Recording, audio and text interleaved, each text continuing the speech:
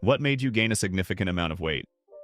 Alcohol. Stress and alcohol are brutal for piling on the weight quick. So is catching the munchies.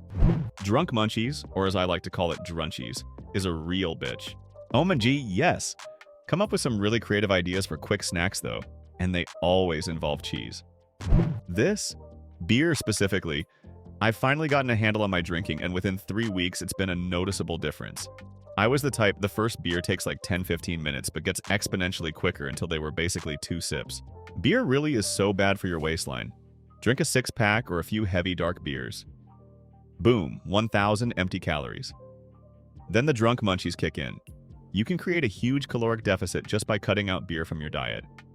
It's something I'm working on. I don't drink to get drunk. I truly enjoy the flavor of beer, so it's tough. But if I don't drink for 2 to 3 weeks, it's crazy how much healthier I feel. I have actually recently discovered I like non-alcoholic beer. I quit drinking in Nove, and after that first hump of fighting cravings, it's been smooth sailing. But man, was I just missing the taste of beer. So I finally caved and bought a 6-pack of NA beer, and son of a bitch, it tastes just like normal beer. Cracked one open with dinner every day this week, and it felt just like the comforting habit I used to have of drinking a beer with dinner most nights. Never thought I would be the type to drink non-alcoholic beer or decaf coffee or anything like that. But now I'm giddy to try the different NA beers on the market. Definitely still not healthy. I mean, you're still drinking a beer just without alcohol in it. But on the other hand, I'm good with drinking just one, and I know I can't fight how much I like having my tasty drinks. I recently switched to weed to try and quit drinking daily. It worked. I haven't had a drink in weeks, but every time I smoke, I eat everything in sight. I thought I'd lose weight this way, but I can't stop stuffing my stupid fucking face. I did the same. I started eating fruit, apples, bananas, or oranges in my case, or flavored rice cakes when having the munchies, and the weight fell off. I was 270 at my heaviest, and I'm down to 180 now. Unhappy relationship and no self-confidence. I thought nobody cared how I looked and started eating unhealthy comfort food. For me, I had a happy relationship. We would go out to eat. But then the road trip happened. Sitting while driving, eating out, maybe a beer for the passenger. Sitting again, repeat. Whoops. We traveled from the Midwest to California, then to Washington State, and back to the Midwest. Oh boy, the food, lol. The US portions are large, and I wasn't one to waste food. Of course, if I had a bit more self-control, I would have been fine. I just love trying things. That's what's gotten me into trouble too. I also just love trying new things. I tried this one thing for 6 years and lost myself. Doing good now though. I quit trying bad things. Not food, brain happy and back to normal now, happy. This. I was in a toxic, unhealthy relationship and resorted to alcohol and other substances. Didn't sleep, didn't exercise, the works. Caused bad weight gain and even breathing or sleeping problems. That was years ago for me. I'm now running training for marathons, healthy eating habits, walking daily to get steps in, and in a very happy and secure relationship. Had a similar experience. A horrible relationship with lots of mental abuse. Gained about 33 kgs in a span of about 1.5 hours. Food was my only outlet, so ate like anything. Apart from weight, had issues related to blood pressure and anxiety. Now slowly and steadily on the path to recovery and have successfully lost around 25 kgs. Feels good to be back in shape. Hey man, did you already subscribe on me? You don't? Subscribe and press like faster. Antidepressants. Yep, Lexapro made me gain 50 pounds in a year. Stopped gaining the day I came off of them. Now I'm having trouble losing it. My mom loves reminding me how much I've gained and that I better lose it. Literally the same happened to me. I quit Lexapro cold turkey because I was scared to gain more weight. I was underweight when I started Lexapro and got all the way to overweight all in the year I was on it. You're not alone. I'm also struggling to lose all the weight I gained in that time. But it helps to realize that there's nothing wrong with your current body, but there's also nothing wrong with wanting to change it. I'm sorry to hear your mom talk to you that way about something that is out of your control, and honestly, it's so hard to lose medically induced weight. It's more than a matter of move more, eat less. Lexapro literally messes up how your body works, and it's frustrating that there's no doctor or resources to help to fix what was done by medicine in the first place. Stress. Working in an environment that was very limited in opportunities to work out, and an environment that was too cold to go outside. Also a lot of processed foods.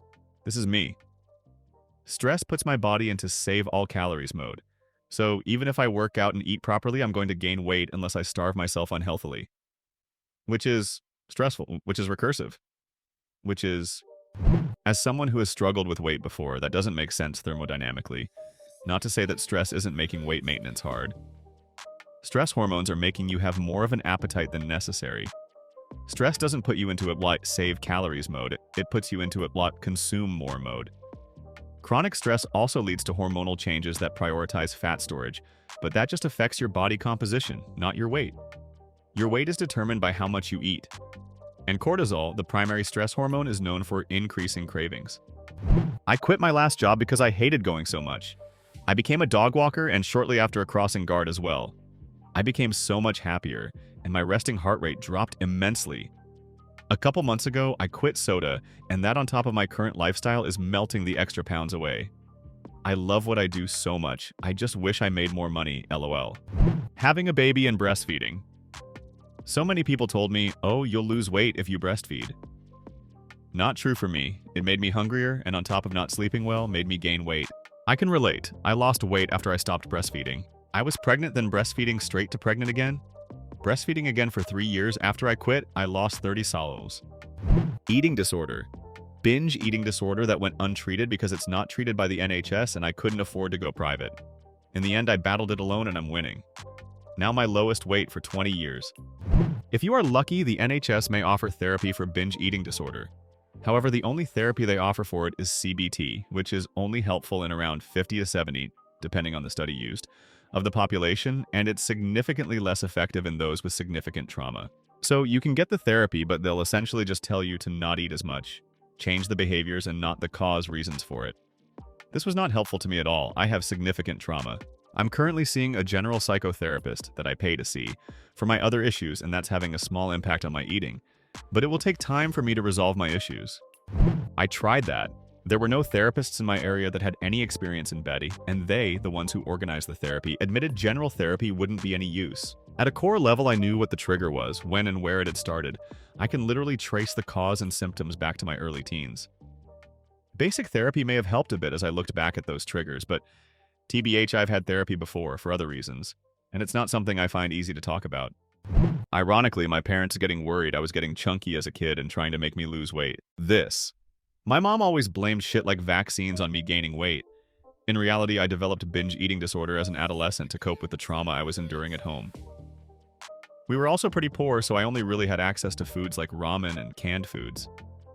Some frozen, microwavable things. Somehow, though, she pulled money out of her fucking ass to be able to buy me diet pills.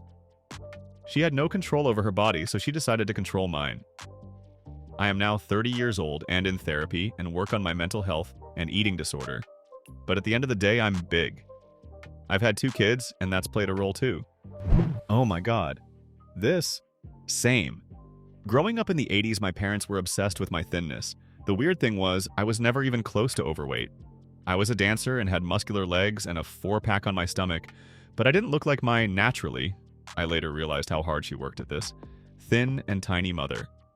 My parents were loving, sweet people, but they only thought I was valuable as a woman if I was a size 0 instead of a size 6. This led to extreme dieting and exercising and a lifetime of loss and gain. It screwed up my metabolism and my mental health.